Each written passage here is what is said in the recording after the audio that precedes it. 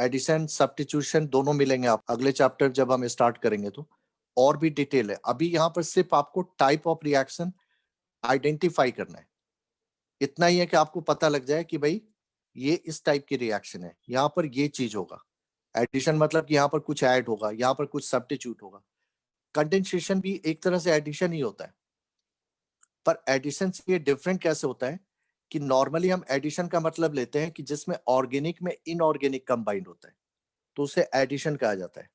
जब आपको ये मैंने लास्ट टाइम भी बताया था कि ऑर्गेनिक में जब इनऑर्गेनिक स्पेसीज या इनऑर्गेनिक मॉलिक्यूल कंबाइंड होता है तो उसको हम कहते हैं एडिशन रिएक्शन। जैसे ऊपर आप देख रहे हो, ये ऑर्गेनिक हुआ, ये इनऑर्गेनिक हुआ, तो ऑर्गेनिक में इनऑर्गेनिक जब कंबाइंड होगा तो उसको कहा जाएगा एडिशन रिएक्शन। और यही जब ऑर्गेनिक में ऑर्गेनिक कंबाइंड होता है, यानी यहाँ पर organic to organic molecules are combined, यानी organic combined with organic either same और different to form a new organic product. ठीक है, न्यू ऑर्गेनिक प्रोडक्ट, तो इसे कहा जाता है कंडेंसेशन रिएक्शन। सो कंडेंसेशन का मतलब होता है कि where two organic compounds similar or different combine to form a new organic product molecule, तो that is called condensation reaction। और इसमें आपको डेफिनेटली दो ऑर्गेनिक स्पेसीज दिखेंगे। जैसे यहाँ पर देखो, आपको सिर्फ आइडेंटिफाई करना है, रिएक्शन कोई लर्न नहीं करना है। CH3CHO गिब्स, यहाँ पर कुछ लिखा हुआ है NaOH। मीन यहाँ पर देखो कि ये दोनों ऑर्गेनिक है और यहाँ पर ये फॉर्म हो रहा है एक नया ऑर्गेनिक, तो यहाँ पर ऑर्गेनिक ऑर्गेनिक के साथ कंबाइंड हो रहा है, तो this is a kind of condensation reaction.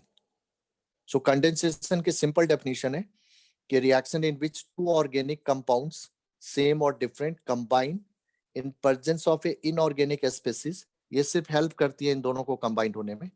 तो आप लिख भी सकते हो कि in presence of inorganic species to form a new product organic molecule, तो this is called condensation reaction. और ये एग्जांपल मैंने दिखाया कि जैसे ये अल्डिहाइड के दो मॉलिक्यूल है इथेनॉल के, ये कंबाइंड होकर ये प्रोडक्ट बने हैं, तो this is a kind of condensation. उसके बाद नेक्स्ट आता है आपका एलिमिनेशन रिएक्शन। ये भी एक इंपॉर्टेंट रिएक्शन है जो इस साल भी आपको मिलेगा। एलिमिनेशन मैंने बताया था कि जिस रिएक्शन में आपका ऑर्गेनिक मॉलिक्यूल लॉस करता है टू एटम और a group of atom. Basically elimination जो है एडिशन का रिवर्स है, इसको हम एडिशन का रेसिप्रोकल भी बोलते हैं या अपोजिट भी बोलते हैं। तो नेक्स्ट आप ले रहे हो एलिमिनेशन रिएक्शन। एलिमिनेशन रिएक्शन जिसमें होता है कि लॉस ऑफ टू एटम्स और group of atom. A reaction in which organic molecule loses either two atoms or group of atoms, group of atoms, ठीक है, from it, ठीक है, तो that is called elimination reaction। Definitely यहाँ पर ये जो लॉस करेगा किसी इनऑर्गेनिक रीजन के प्रेजेंस में, ठीक है, तो रिमूव होता है, लॉस होता है, तो उसको एलिमिनेशन कहा जाता है। जैसे अगर आप देखो यहाँ पर, और डेफिनेटली ये भी आप ध्यान रखना है कि it is opposite of addition reaction, opposite of addition reaction, क्योंकि ये जो लॉस होता है, लॉस ऑफ टू एटम और group of atom either from same carbon से या सेम एटम से और एडजेसेंट पोजीशन से। एडजेसेंट का मतलब एक के साथ दूसरे से, या तो सेम एटम से या एडजेसेंट एटम से। और this is a opposite of addition reaction. कैसे अपोजिट हुआ? इसमें होता है क्या कि देखो, एडिशन रिएक्शन में नॉर्मली आपका पाई बॉन्ड ब्रेक होता है और सिग्मा बॉन्ड फॉर्म होते हैं, ये एडिशन में होता है। और इसमें अपोजिट होगा, इसमें आपका सिग्मा बॉन्ड वाले जो एटम या ग्रुप होंगे रिमूव होंगे, उसके जगह पर पाई बॉन्ड फॉर्म होगा। तो यहाँ पर सिग्मा बॉन्ड से पाई बॉन्ड बनता है, यानी दो सिग्मा बॉन्ड रिमूव होते हैं, उससे एक पाई बॉन्ड का फॉर्मेशन होता है। तो इस तरह से ये एडिशन रिएक्शन का अपोजिट हो गया। आगे बात समझ में? Yes, sir. अगर कभी आ जाता है एजर्सन रीजनिंग में आ जाता है इस तरह का स्टेटमेंट कि elimination is opposite of addition reaction, तो ध्यान रखना कि that is a correct statement, क्योंकि एडिशन में pi bonds breaks and sigma bond forms, और एलिमिनेशन में अपोजिट होता है sigma bonds are break to form the pi bonds. तो ये एक तरह से एडिशन रिएक्शन का अपोजिट है। अब ये होता है कि जो हमने कहा कि ये जो लॉस होंगे, पहले तो उनका देखो कि नेचर क्या है। जो लॉस होते हैं वो जनरली आइदर फंक्शनल ग्रुप होते हैं और हाइड्रोजन आइटम होते हैं, यानी लॉस होने वाले जो आइटम है वो आपके फंक्शनल ग्रुप होंगे, इसीलिए ये हाइड्रोकार्बन में पॉसिबल नहीं है, ये सिर्फ फंक्शनल कंपाउंड में ही होगा। फंक्शनल ग्रुप होंगे एंड हाइड्रोजन आइटम, या तो दोनों ही फंक्शनल ग्रुप होंगे या एक फंक्शनल ग्रुप और एक हाइड्रोजन। सर एलिमिनेट होने वाले, हाँ, एलिमिनेट वाले जो होंगे आउट ऑफ 2 एटम या ग्रुप ऑफ एटम में से, ठीक है, या तो बोथ फंक्शनल ग्रुप होंगे, बोथ फंक्शनल होंगे, और वन फंक्शनल ग्रुप, एक फंक्शनल ग्रुप होगा एंड अनदर इज हाइड्रोजन। ये फिक्स है, या तो दोनों फंक्शनल ग्रुप होंगे या उसमें से एक फंक्शनल ग्रुप और एक हाइड्रोजन होगा। ये ध्यान रखना कि जो लॉस हो रहे हैं या एलिमिनेट हो रहे हैं 2 एटम्स और ग्रुप ऑफ एटम, उसमें से एक ऑलवेज फंक्शनल ग्रुप होता है, ठीक है, एक ऑलवेज एटलीस्ट एक फंक्शन ग्रुप होता है और एक हाइड्रोजन होता है, या दोनों फंक्शन ग्रुप होते हैं। ये दो पॉसिबिलिटी चलती है। जैसे आप देखो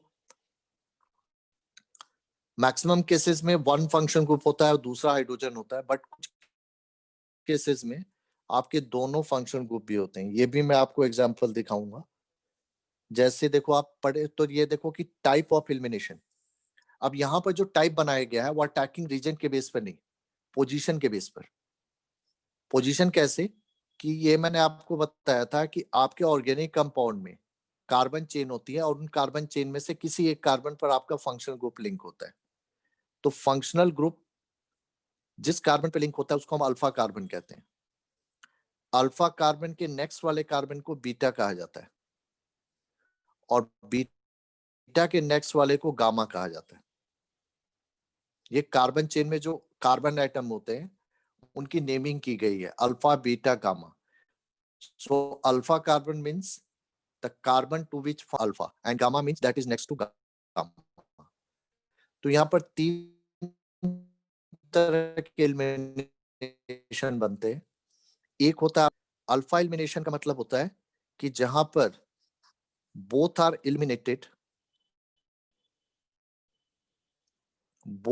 एलिमिनेटेड, जो रिमूव हो रहे हैं एटम या group of atom from alpha carbon, जहां पर दोनों अल्फा कार्बन से एलिमिनेट हो रहे हैं। जैसे ये देखो एग्जांपल एक दिखा रहा हूं मैं। जैसे ये होता है क्लोरोफॉर्म। क्लोरोफॉर्म का मतलब होता है कि कार्बन पे 3 क्लोरीन और एक हाइड्रोजन। अब ये क्या होता है कि जब कोई बेस के कांटेक्ट में जब ये आता है तो आपका बेस जो होता है ये इसके हाइड्रोजन को टेकअप करता है, ठीक है। हाइड्रोजन को जब पिकअप करता है तो ये बॉन्ड पेयर इसको मिल जाएगा, क्योंकि हाइड्रोजन जो है H+ के फॉर्म में OH- के पास जाएगा, तो ये बॉन्ड पेयर इसको मिलेगा। अब इससे कार्बन सर यहाँ नेगेटिव हो क्या हुआ जाएगा। इकडे तो दुसरी वाला, ये आपका एक बेस हुआ। बेस का मतलब होता है हाइड्रोक्सिल आयन। ये आपका क्लोरोफॉर्म है।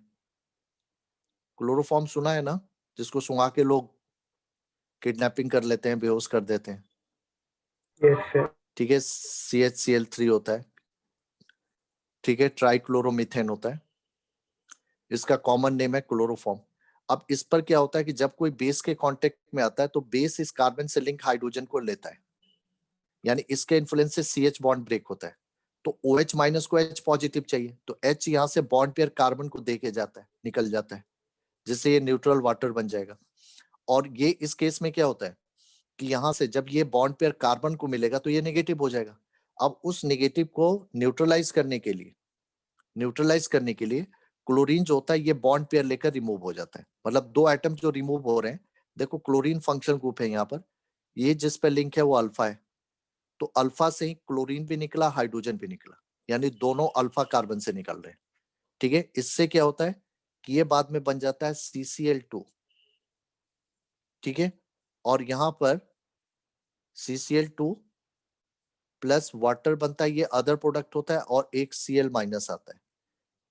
तो क्लोरोफॉर्म से जो ये फॉर्मेशन हुआ वो due to loss of H and Cl, H and Cl, ये निकले ना फंक्शनल ग्रुप एंड हाइड्रोजन, और ये दोनों अल्फा कार्बन से गए, तो that is called alpha elimination. So alpha elimination का मतलब है कि जो भी आपके एलिमिनेटिंग एटम या ग्रुप है दो, वो दोनों अल्फा से ही जाएंगे, तो अल्फा एलिमिनेशन है। हालांकि ये बहुत कम मिलेगा आपको, ये सिर्फ यहीं पर एग्जांपल में समझ लो। जो दूसरा टाइप है ये इंपॉर्टेंट है, क्योंकि ये आपको ज्यादा इंटरेक्शन में मिलेगा, जो भी आप रिएक्शन अगले चैप्टर में करोगे, that is beta elimination. Beta elimination का मतलब ये हुआ कि ऐसा नहीं कि दोनों बीटा से जाएंगे, देखो एक हमेशा अल्फा से जाता है, वो फिक्स है। अब दूसरा जो है वो भी अगर अल्फा से जा रहा है तब वो अल्फा एलिमिनेशन हुआ। बीटा एलिमिनेशन का मतलब हुआ कि इसमें एलिमिनेशन अल्फा कार्बन से एंड बीटा कार्बन से हो रहा है। तो अल्फा कार्बन से आपका फंक्शनल ग्रुप एलिमिनेट हो रहा है, और बीटा कार्बन से जनरली हाइड्रोजन होता है। यानी इसमें एडजेसेंट कार्बन यूज होते हैं, जो दो एटम रिमूव हो रहे हैं या ग्रुप ऑफ एटम, वो एडजेसेंट कार्बन से। जैसे ही आप देखो CH3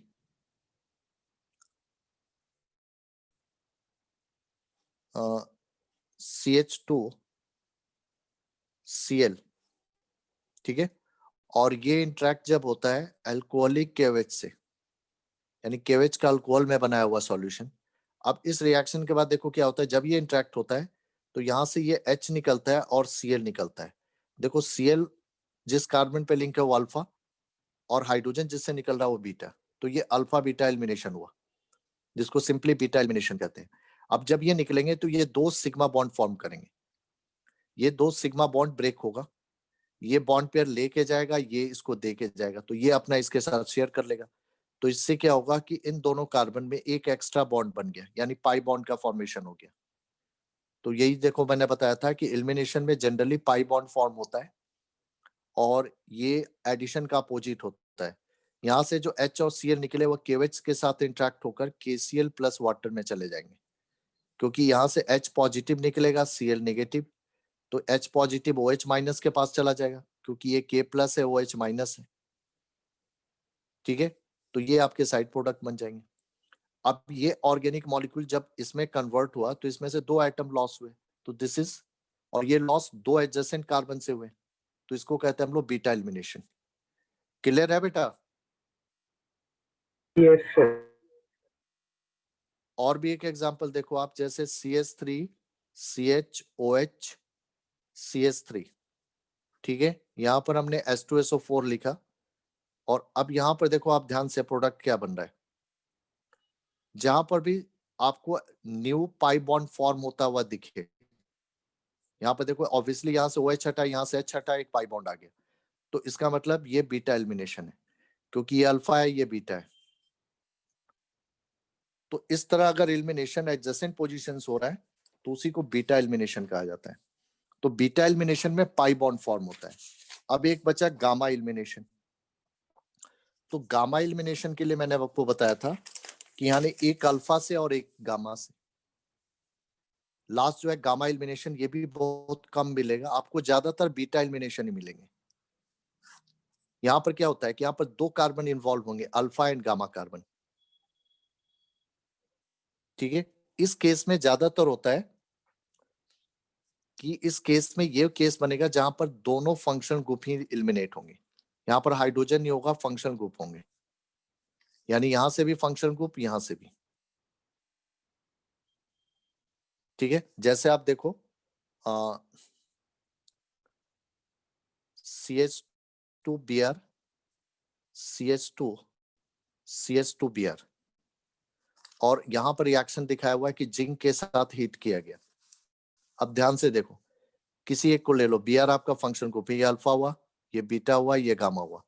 यहाँ पर दो फंक्शन ग्रुप एलिमिनेट होते हैं, ज्यादातर गामा एलिमिनेशन में दो फंक्शन ग्रुप होते हैं। यहाँ पर देखो दोनों फंक्शन ग्रुप एलिमिनेट हुए अल्फा और गामा पोजीशन से, ठीक है। इसमें एक को स्टार्टिंग लेंगे तो अल्फा, और थर्ड वाला गामा, यानी फर्स्ट थर्ड। इसके बाद ये क्या होगा, जब ये एलिमिनेट होंगे तो यहाँ से ये बॉन्ड ब्रेक होगा और ये लिंक होंगे, क्योंकि हमेशा याद रखो जहां से एलिमिनेशन होता है वही कार्बन लिंक होते हैं। जैसे अल्फा और बीटा कार्बन लिंक होंगे तो यहाँ पर एक्स्ट्रा बॉन्ड बन जाता है पाई बॉन्ड, लेकिन गामा एलिमिनेशन में रिंग बनेगी। ये क्या बन जाएगा? रिंग, क्योंकि ये कार्बन इस पर लिंक हो जाएगा तो ये इस तरह से आपका क्या हो जाएगा, ये लिंक हो जाएगा, ये रिंग बन जाएगी। तो ये गामा एलिमिनेशन हुआ। क्लियर है बेटा? Gamma elimination. Yes sir. ठीक है, तो ये था एक इंपॉर्टेंट। इसके बाद है आपका तो सर बी आर कहाँ जाएगा सर? बीआर जो जाएंगे वो साइड में बन जाएंगे, जिंक के साथ चले जाएंगे, ZnBr2 बन जाता है। तो यहाँ पर 2 बीआर एलिमिनेट हुए फर्स्ट एंड थर्ड से। This is A gamma elimination. Okay sir. ठीक है, एक नेक्स्ट होता है आइसोमेराइजेशन रिएक्शन। आइसोमेराइजेशन रिएक्शन का मतलब होता है कि जिसमें एक आइसोमर कन्वर्ट होता है दूसरे आइसोमर में। आइसोमर आपने पहले पढ़ा है कि same molecular formula but different property due to different structure. तो आइसोमेराइजेशन रिएक्शन मीनिंग होता है कि जिसमें one isomer converted into another isomer, ठीक है, through internal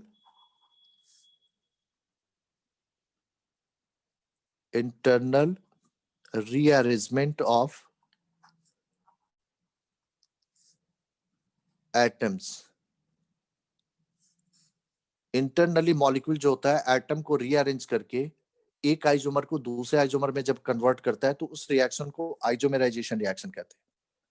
जैसे मैंने बताया कि जैसे आपका देखो ये CH3 CH2 CH2 CH3, this is called an butane, straight chain butane है। अब यहाँ पर देखो क्या हो रहा है, रीअरेंजमेंट हो रहा है कि अगर हम इसको एल्युमिनियम क्लोराइड के प्रेजेंस में स्ट्रांगली हीट करते हैं तो ये स्ट्रेट चेन से ब्रांच चेन में कन्वर्ट हो जाता है। तो यहाँ पर सिंपल रीअरेंजमेंट हुआ। इंटरनली जो होता है मॉलिक्यूल एटम या ग्रुप को शिफ्ट करता है एक पोजीशन से दूसरे पोजीशन पर and form a new organic compound with the same molecular formula. तो यानी आइसोमर फॉर्म हुआ। तो यहाँ से देखो एन ब्यूटेन से आइसोब्यूटेन का फॉर्मेशन जो हुआ, this is a kind of isomerisation in which one isomer converted into another by shifting or migration of atom or group of atom within the molecule। और इसी को हम लोग रीअरेंजमेंट रिएक्शन भी लेते हैं अगर ये एक पार्ट ऑफ रिएक्शन होता है। जैसे मैंने बताया था कि रीअरेंजमेंट का ही टाइप है आइसोमेराइजेशन, पर रीअरेंजमेंट दो तरह के होते हैं, एक पूरी रिएक्शन फुल रिएक्शन और एक पार्ट ऑफ रिएक्शन। तो जब फुल रिएक्शन होती है तो उसको आइसोमेराइजेशन रिएक्शन कहते हैं, अदरवाइज को रीअरेंजमेंट रिएक्शन भी कहा जाता है। रीअरेंजमेंट का मतलब होता है कि जहां पर एक लेस स्टेबल स्पीसीज कन्वर्ट होती है मोर स्टेबल स्पीसीज में। Less stable species convert into more stable species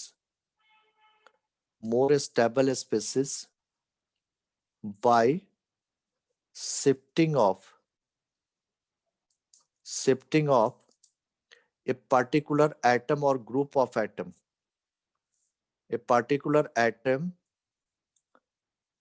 or group from one position to other,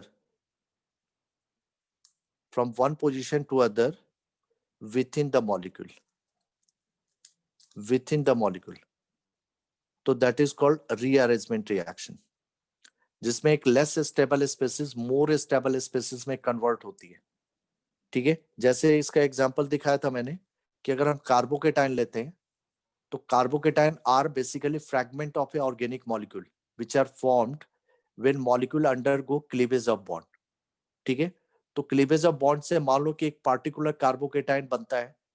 जैसे हमने 3 तरह के कार्बोकेटाइन देखे हैं, 1 डिग्री 2 डिग्री 3 डिग्री, और स्टेबिलिटी ऑर्डर है कि 3 सबसे ज्यादा स्टेबल है, 2 और 1 लेस है।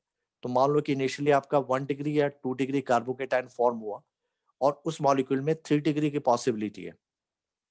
तो उस केस में क्या होगा कि आपका वो कार्बोकेटाइन रीअरेंज करेगा अपने आप को इस तरह से कि वह लेस स्टेबल कार्बोकेटाइन से मोर स्टेबल कार्बोकेटाइन में कन्वर्ट हो जाए। तो that is called rearrangement reaction. जैसे इसका एग्जांपल दिखाया था मैंने कि जैसे मान लो कहीं पर एक ऑर्गेनिक मॉलिक्यूल ब्रेक होता है और इससे एक 1 डिग्री कार्बोकेटाइन फॉर्म हुआ, this is your 1 degree carbocation. अब इसके एडजेसेंट कार्बन जो है वो 3 डिग्री है, अगर ये पॉजिटिव इसके जगह पे इस पे आ जाए तो ये ज्यादा स्टेबल कार्बोकेटाइन बनेगा। तो ऐसे केस में क्या होगा, ये रीअरेंज करेगा। कैसे? ये इस कार्बन के किसी एक एटम या ग्रुप को शिफ्ट करेगा इसके पास विथ बॉन्ड पेयर, क्योंकि विथ बॉन्ड पेयर जब ये जाएगा तो ये नेगेटिव बॉन्ड पेयर जो होगा वो नेगेटिव चार्ज के थ्रू जो होगा इसके पॉजिटिव को न्यूट्रलाइज कर देगा, और इसके हटने से इसके ऊपर पॉजिटिव आ गया। तो यहाँ से क्या होगा कि ये एक CH3 ग्रुप जो होगा वो यहाँ पर शिफ्ट हो गया, इसको या इसको किसी एक को कर सकते हो, ठीक है। तो इसको हम लोग कहते हैं CH3 शिफ्टिंग। अब इससे क्या होगा कि जब ये, सॉरी ये मैं थोड़ा गलत बता गया, सॉरी यहाँ पर हाइड्रोजन है, सॉरी हाइड्रोजन शिफ्ट होगा, यहाँ पर हाइड्रोजन शिफ्ट होगा, ये मैंने गलत बता दिया। तो हाइड्रोजन जो होगा यहाँ से ये बॉन्ड ब्रेक होगा। अगर तीनों CH3 होते, एक बार मैं फिर से दूसरी जगह एग्जांपल ले रहा हूं ताकि आपको समझने में दिक्कत ना हो। ये जैसे मैंने दिखाया है कि CH3 और ये CH2 पॉजिटिव 1 डिग्री कार्बोकेटाइन है, बट इसका एडजेसेंट कार्बन 3 डिग्री है। तो ये अपने आप को रीअरेंज करेगा। कैसे?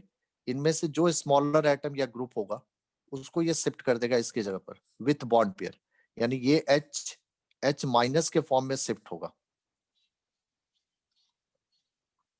अब जब ये यहाँ H माइनस जाएगा तो देखो पहले इसके हटने से इस पर पॉजिटिव आ गया,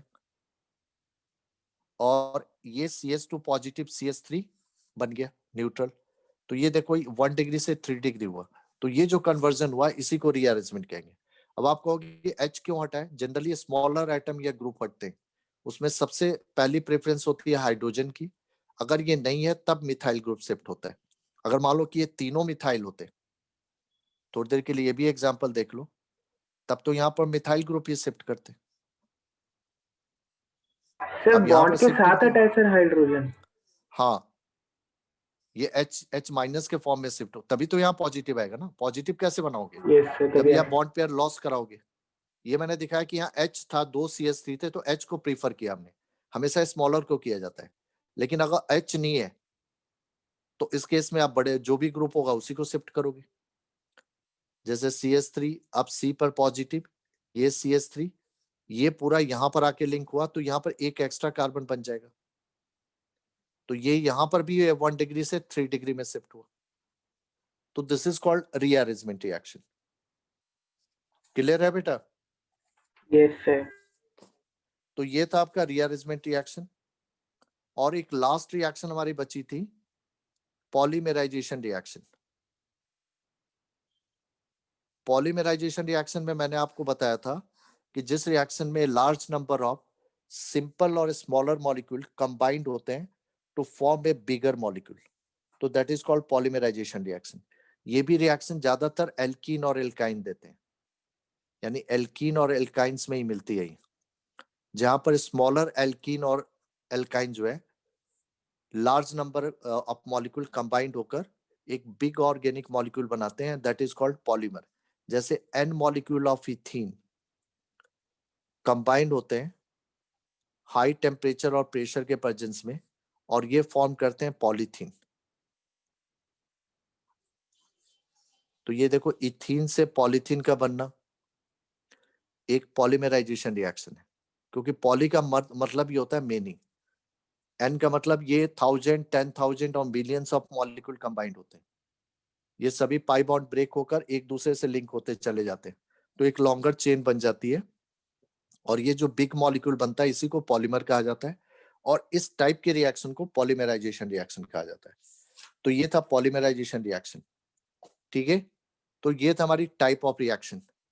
और एक टॉपिक जो बचा था, आई थिंक कि आप लोगों ने पहले भी प्रैक्टिस की हुई थी, रेजोनेंस इफेक्ट का, यस सर, थोड़ा केमिकल बॉन्ड जो में बताया मैंने था। बोला था कि ड्रॉ करने के, हाँ कि ड्रॉ करने के लिए आता है, जिसमें दो होते हैं, एक प्लस आर और एक माइनस आर। इसको मेजोमेरिक इफेक्ट भी कहते हैं। तो इसमें मैंने बोला था कि प्लस आर के ग्रुप याद रखो कि कौन से पॉजिटिव होते हैं। पॉजिटिव का मतलब होता है जो रेजोनेंस में इलेक्ट्रॉन ऐड करते हैं, यानी विच आर इलेक्ट्रॉन डोनेटिंग। तो इसमें बताया था आपको जितने भी एल्काइल ग्रुप्स हैं या एल्कॉक्सी ग्रुप है, OR, एल्काइल का मतलब R वाले, या OH, यानी जिन पे भी लोन पेयर होता है। एक्सेप्शन में एल्काइल ग्रुप है, इसमें लोन पेयर नहीं होता है, ये बॉन्ड पेयर डोनेट करता है हाइपर कंजुगेशन से। अदरवाइज बाकी जितने भी प्लस R वाले ग्रुप है उनमें लोन पेयर होता है, जो एटम लिंक होता है आपके रिंग पर, या आपका जैसे और हो गया हाइड्रोजन, ये सभी प्लस R के ग्रुप हैं। माइनस R में आते हैं जिनमें मल्टीपल बॉन्ड होता है, जैसे नाइट्रो ग्रुप हो गया, CHO ग्रुप हो गया, CN हो गया, COOH हो गया, इस टाइप के जो ग्रुप है, CO हो गया, ये सभी माइनस R के हैं। यहाँ पर इलेक्ट्रॉन ये विड्रॉ करते हैं कंजुगेट सिस्टम यानी बेंजीन रिंग से, और ये इलेक्ट्रॉन डोनेट करते हैं। तो जब ये इलेक्ट्रॉन डोनेट करेंगे, ऑर्थो पारा पोजीशन जो होगा वो हाई इलेक्ट्रॉन डेंसिटी बनता है। ऑर्थो पारा मैं फिर से एक बार बता दूं, ये रिंग पर चूंकि ज्यादातर आता है ड्रॉ करने के लिए। यहाँ पर देखो जो भी एटम या ग्रुप ऑफ एटम लिंक होता है, जो भी यहाँ फंक्शन ग्रुप लिंक होगा, जैसे मान लो OH है, तो फंक्शन ग्रुप को 1 पोजीशन दो, तो यहाँ पर पोजीशन मार्क करो 2 3 4, इसको 5 नहीं कहोगे क्योंकि 4 के बाद ऐसे नहीं, इधर से नंबरिंग होगी 2 3 4। तो 2 को कहा जाता है ऑर्थो और इसको O से डिनोट किया जाता है। 3 को कहा जाता है meta and this is denoted by M, and 4 is called para, this is denoted by P। तो यहाँ पर देखो 2 ऑर्थो होंगे, 2 मेटा होंगे और 1 पारा होता है। पारा मतलब अपोजिट। तो जब इलेक्ट्रॉन डोनेटिंग ग्रुप या प्लस R का इफेक्ट होगा, तो इस केस में ऑर्थो पारा जो होते हैं वो हाई इलेक्ट्रॉन डेंसिटी हो जाते हैं। तो मतलब ऑर्थो पारा पर निगेटिव आता है चार्ज, और इस केस में विड्रॉ जब करते हो तो ऑर्थो पारा पे पॉजिटिव आता है, यानी जो चार्ज अपीयर होता है पोल सेंटर का वो ऑर्थो पारा पे ही होता है। मेटा अंडरस्टूड होता है, जैसे यहाँ पर देखो ऑर्थो पारा अगर निगेटिव है तो मतलब मेटा पॉजिटिव पॉइंट बनेगा। यहाँ पर ऑर्थो पारा अगर इस केस में ऑर्थो पारा पॉजिटिव है तो इसका मतलब मेटा नेगेटिव पॉइंट होगा, और ये जनरली आपको ड्रॉ करने के लिए आता है रेजोनेंस इफेक्ट पर। तो ये देखो एक मैंने ड्रॉ करके आप लोगों को दिखाया भी था, एक प्लस R में एक माइनस R में। जैसे ये जैसे आपका OH ग्रुप है, तो मैंने बताया था कि O पे 2 लोन पेयर है, यहाँ पर ये अपना लोन पेयर इस कार्बन को देगा, तो इससे इन दोनों के बीच में एक बॉन्ड बनेगा। लेकिन दूसरी तरफ क्या होगा, यहाँ पर तो बॉन्ड बनेगा और O ने इस बॉन्ड बनाने के लिए इलेक्ट्रॉन डोनेट किया, तो एक फॉर्मल पॉजिटिव आ जाएगा। लेकिन इसके ऊपर कोई चार्ज नहीं आएगा, क्यों? क्योंकि ये इससे लेगा और उसी समय ये जो बॉन्ड पेयर है इन दोनों कार्बन के बीच में, उसको ये आगे पुश कर देगा। तो ये पुश करेगा तो यहाँ पर एक पेयर एक्स्ट्रा हो गया, मतलब माइनस आ गया, बाकी जगह एज इट इज रहा। ये फर्स्ट आपका रेजोनेटिंग स्ट्रक्चर हुआ। अब सेकंड में क्या होगा, अब ये जो इसने ऐड किया वो घूमेगा पूरे रिंग पर। अब ये कार्बन इसको देगा, तो मतलब इन दोनों के बीच में ये आएगा बॉन्ड पेयर, तो यहाँ बॉन्ड बनेगा, तो ये आगे वाले पे शिफ्ट कर देगा, क्योंकि कार्बन किसी भी कंडीशन में 4 से ज्यादा बॉन्ड नहीं बना सकता। तो जब एक तरफ से लेता है तो दूसरी तरफ वो रिलीज कर देता है। अब देखो यहाँ पर पाई बॉन्ड बन गया, बाकी जगह एज इट इज रखो, ठीक है। अब यहाँ वाला जो पाई बॉन्ड है यहाँ पर आ गया, माने माइनस। अब क्या होगा, ये इधर देगा तो ये आगे वाले पुश कर देगा। तो अब देखो ये क्या हो गया, यहाँ पर पाई बॉन्ड यहाँ पर हो गया, यहाँ पर माइनस आ गया, ये डबल बॉन्ड O पॉजिटिव। फिर ये इसको देगा, जब ये देगा तो ये इसको वापस कर देगा, तो फिर से वही कंडीशन आ गई। लेकिन आप क्या देख रहे हो स्टार्टिंग और एंडिंग में कि डबल बॉन्ड की पोजीशन चेंज हो गई। तो इसी को कहा जाता है रेजोनेंस इफेक्ट, और ये ड्रॉ करने के लिए आता है। तो ये प्लस R में एक मैंने डोनेट किया, तो अब आपने क्या देखा कि इसने जो इलेक्ट्रॉन डोनेट किया वह इसके रेस्पेक्ट में 2 और 4 पोजीशन यानी ऑर्थो पारा पर नेगेटिव आ रहा है, मतलब वहां पर हाई इलेक्ट्रॉन डेंसिटी रहा। और यही अगर आप माइनस R का ड्रॉ करोगे तो ऑर्थो पारा पर पॉजिटिव आएगा, क्योंकि यहाँ पर विड्रॉ होगा। तो बेटा ये प्रैक्टिस किया था आप लोगों ने, क्योंकि ये ड्रॉ करने के लिए आता है। जैसे ये नाइट्रो का मैंने दिखाया था आपको ड्रॉ करके कि नाइट्रो का ये इंटरनल स्ट्रक्चर है, O पहले N से लेता है तो ये डेफिशिएंट हो गया। अब डेफिशिएंट हो गया तो ये कार्बन इसको हेल्प करेगा, कैसे? ये पाई बॉन्ड का पेयर इसके साथ शेयर कर लेगा। बस यही होता है कि इसमें अंदर आ रहा है, इसमें बाहर जा रहा है, तो यहाँ पर डबल बॉन्ड हो गया, ये सिंगल हो गया ऑक्सीजन के साथ और ऑक्सीजन ने गेन किया तो माइनस आ गया। दूसरी तरफ यहाँ वाला पाई बॉन्ड इधर चला गया तो इस कार्बन पे पॉजिटिव हो गया। जहां पर निगेटिव आ रहा है वहां पर पॉजिटिव करते जाओ, ठीक है। इसमें इस तरह से इंटर हो रहा था, इसमें बाहर जाना है। अब देखो ये पॉजिटिव हो गया तो ये कार्बन यहाँ पर बॉन्ड पेयर लेगा ताकि इसकी डेफिशिएंसी रिमूव हो जाए, यानी हर कार्बन दूसरे कार्बन को हेल्प करेगा। तो यहाँ डबल बॉन्ड बन गया, लेकिन जब इसने ये इसके साथ शेयर किया तो ये लॉस किया, यहाँ पर पॉजिटिव आ गया, यहाँ पर एज इट इज। ये तीसरा स्ट्रक्चर था। अब उसके बाद क्या होगा, ये इसको हेल्प करेगा, ठीक है। तो ये देखो स्ट्रक्चर आएगा। अब यहाँ पर पॉजिटिव आ जाएगा, यहाँ पर डबल बॉन्ड हो गया, ये NO ये माइनस है। अब ये कार्बन इसको हेल्प करने के लिए ये दोबारा ले लेगा, तो जैसे ही लेगा ये ऑक्सीजन फिर दे देगा, तो फिर से देखो यही स्ट्रक्चर आ जाएगा।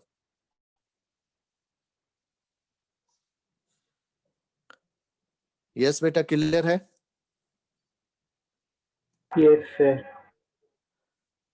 तो ये एक इंपॉर्टेंट होता है, क्योंकि प्लस आर माइनस आर ये ड्रॉ करने के लिए आते हैं आपको, ठीक है। तो आई थिंक एक हाइपर कंजुगेशन ही बच्चा है। हाइपर कंजुगेशन एक बार पढ़ लो, अगर नहीं होगा तो फिर नेक्स्ट टाइम वो करा के फिर हम नेक्स्ट चैप्टर शुरू कर सकते हैं। और एक इन बिटवीन मैं आपको एक असाइनमेंट सीट अपलोड कर दूंगा 1-2 दिन में, ठीक है। और मैंने आप लोगों को बताया था कि जैसे एनसीईआरटी में शायद क्वेश्चन मार्क करा दिए थे ना आप लोगों को, जो नहीं करने हैं मार्क करवा दिए थे आप लोगों को एनसीईआरटी के क्वेश्चन। No sir. मार्क नहीं कराए थे। देखो फर्स्ट 1 से 17 तक तो पूरा करना है, जो नहीं करना है वो लिख लो। केवल 18 नंबर क्वेश्चन नहीं करना है एनसीईआरटी में। क्वेश्चन नंबर 18 जो मेन एक्सरसाइज है, 18, 19, 20, 21, 22, मतलब 17 के ऑनवर्ड, 18 से लेकर आपको बता देता हूँ 18 से लेकर कहाँ तक नहीं करना है, जो आज अभी एज पर सिलेबस है। 18 से लेकर 37 तक सारे मार्क कर दो, नो मतलब क्रॉस कर दो आपके मेन एक्सरसाइज में। 18 के बाद मैंने 17 ऑनवर्ड, 18 to 37। उसके बाद 2 क्वेश्चन है जो करने हैं, 38 एंड 40। 39 फिर नहीं करना है। तो टोटल आपको 19 क्वेश्चन है मेन एक्सरसाइज में। क्लियर है बेटा? 1 to 17 मेन एक्सरसाइज के मैं बता रहा हूँ। 1 to 17 के बाद सिर्फ 2 क्वेश्चन करने हैं, 38 एंड 40। बाकी सारे क्वेश्चन छोड़ देना, क्योंकि वो इस साल 37 के तक ना? सिलेबस में नहीं है। हाँ मतलब 18 से 37 तक सारे क्रॉस कर दो। 38 करना है, 39 नहीं करना है, फिर 40 करना है, मतलब 1 to 17, उसके बाद 38 एंड 40। सिर्फ यही क्वेश्चन आप टारगेट रखो प्रैक्टिस करने के लिए, और इसी से रिलेटेड, ठीक है। तो मैं देखता हूँ 1-2 दिन में इस चैप्टर के लिए एक असाइनमेंट सीट भी अपलोड कर दूंगा आपको करने के लिए, प्रैक्टिस के लिए। तो नेक्स्ट चैप्टर में हम अब आई थिंक स्टार्ट कर सकते हैं हाइड्रोकार्बन, क्योंकि रिवीजन भी हो गया। यस ओके, तो चलो नेक्स्ट क्लास में हाइड्रोकार्बन फिर शुरू करते हैं। ओके बेटा, फिर मैं एंड कर रहा हूँ क्लास आज। Thank you sir. Thank you बेटा। Thank you sir.